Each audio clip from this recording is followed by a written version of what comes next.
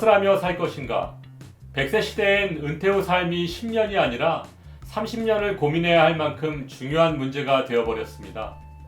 은퇴라는 뜻을 가진 retire이라는 영어 단어가 있습니다. 그런데 요즘 이 retire이라는 단어가 다시라는 뜻의 re와 자동차 타이어의 합성어로 해석되기도 합니다.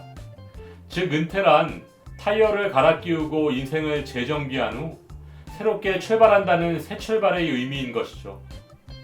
은퇴해서 30년을 건강하게 일할 수 있는 제2의 직업을 찾아야 할 50대에게 은퇴라는 표현 자체가 어울리지 않는 시대가 되어버렸습니다. 평생 직업 그리고 은퇴 두 번째 인생을 위해서 출발선 위에 서 있는 5060 세대가 무엇을 하며 살 것인가에 대한 진지한 고민을 오늘 알베르토와 함께 해보시죠. 잠시 후 출발합니다. 여러분의 관심이 좋은 컨텐츠를 만들 수 있는 큰 힘이 됩니다. 구독과 좋아요 부탁드립니다. 안녕하세요. 행복한 인생의 마학 알베르토입니다. 은퇴 후 무엇을 하며 살 것인가? 대한민국 은퇴자들이 가장 자신 없어하는 부분입니다. 그래서 대부분 은퇴한 다음 날부터 등산을 하러 가나 봅니다. 우리나라 사람들의 평균 퇴직 연령은 남성 55세, 여성 51세, 평균 53세입니다. 연령대별로 몇 살까지 일하고 싶은지 20대부터 60대까지 연령대별로 조사를 해보니까 20대는 50.7세, 30대는 59.6세, 40대는 65.2세, 50대는 65.9세, 60대는 68.7세로 점점 늘어나는 것을 볼 수 있습니다. 이 그래프를 보면 평균 53세에 은퇴하지만 대부분 68세까지 일하고 싶어하는 것으로 나타났습니다. 15년의 차이가 나는 거죠. 그렇다면 평균 53세에 퇴직 후 68세까지 일하기 위해서 무엇을 하고 있는지 조사해 보니까 창업 5.7%, 재취업 47.3%, 재취업 준비 29.1%, 창업 준비 4.9%, 완전 은퇴 13%로 나타났습니다. 실제로 퇴직자의 53%가 재취업이나 창업을 한 것으로 나타났습니다. 또한 완전 은퇴 13%를 제외한 87%가 퇴직 후 일을 계속할 수 있기를 희망했습니다. 그럼 무슨 일을 하고 싶은가라는 질문에는 50대 80%가 자신이 하던 일을 계속하기를 희망한다고 대답했습니다. 그러면 적성에 맞고 보람 있는 일이어서 그럴까요? 아니면 재충전이나 자기 개발이 귀찮아서일까요? 또한 퇴직 후 재취업을 희망하는 시점은 퇴직 후 2, 3개월 이내가 18%, 퇴직 후 6개월 이내가 62%로 퇴직 후 80%가 재충전 없이 퇴직 전까지 해오던 일을 재취업해서 계속하고 싶다는 것입니다.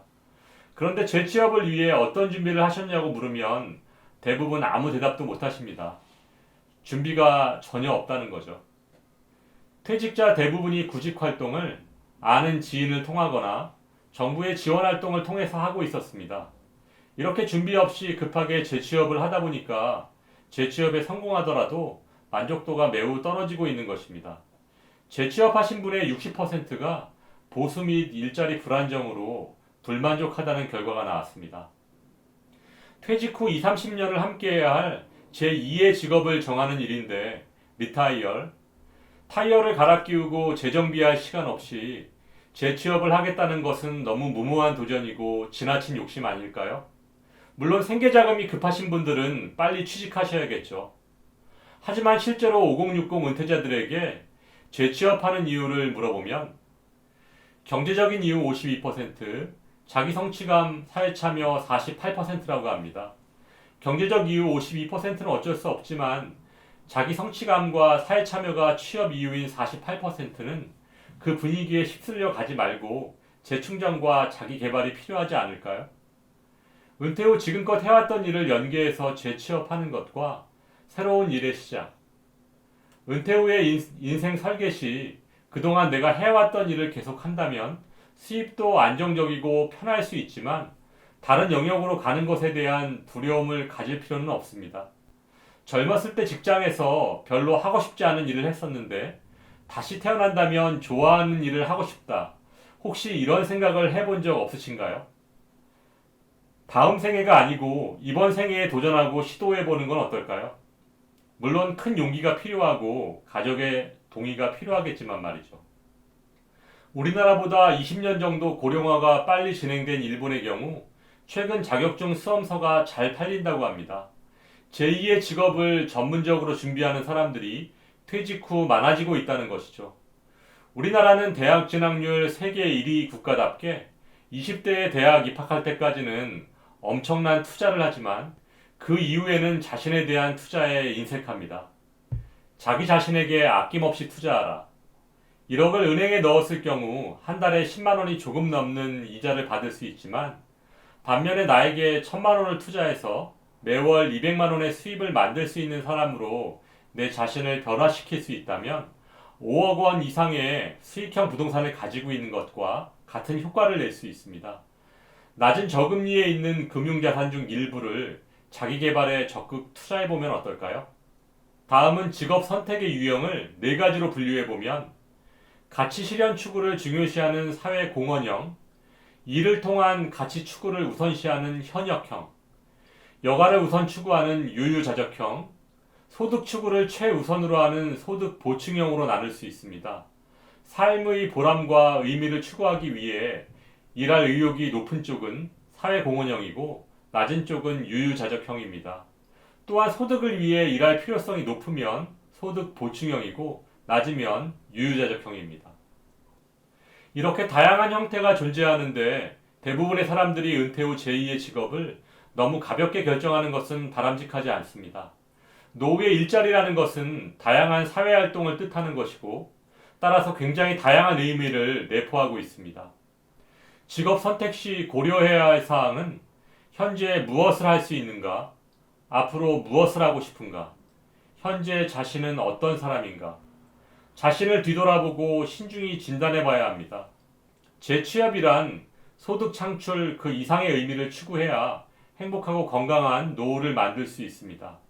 또한 품격 있는 노후를 위해서는 직업으로서의 일이 아닌 취미 여가도 굉장히 중요합니다.